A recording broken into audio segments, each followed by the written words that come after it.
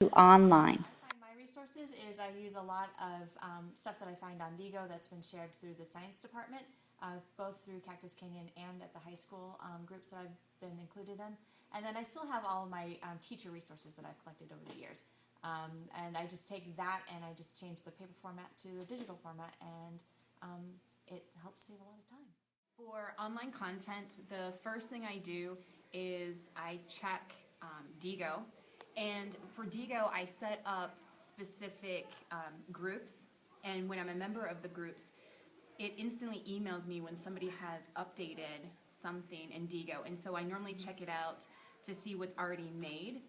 I also rely a lot on my department and team, because this is my first year without a textbook, and I found that they're more than willing to guide me and, you know, hey, check this out or check that out. So it's a lot about relationships and working with your team members in that aspect.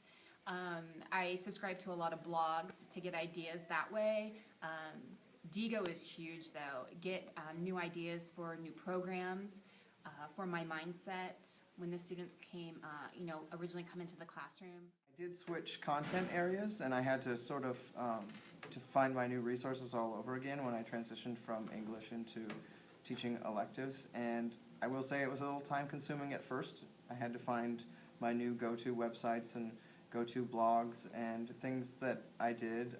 I asked my students what they wanted.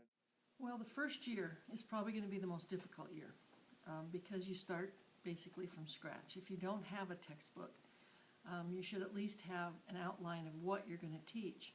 And then when you go online, I don't know about you, but when I go to Home Depot and Lowe's, it's never a short trip, because I get in there, and even if it's just for 2 screws and a box of nails, I have to go through the whole store because there's so many interesting things in there. So there's no short trips to Home Depot. And that's the way it is on the internet. When you go on looking for something to augment your content in one area, and you find something else interesting, and that takes you to something else interesting. So it's like going to Home Depot. 2 hours later, you realize you've got to get those screws home to the guys that are doing the job. So you have to get out and finish up. It's a lot like that with the internet. Get a Diigo account. My first advice is get a Diigo account, and with your other content area people, share with them, so when they go to Home Depot they can share what they found, and you'll find all kinds of interesting stuff. Also, Google Apps, when you do a search on Google Apps for reading information, you can tell it you want it in a certain reading level. It's not a real big choice, but you can choose intermediate or basic or advanced, which you won't choose.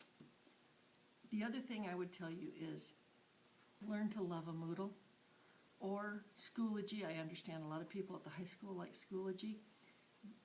It really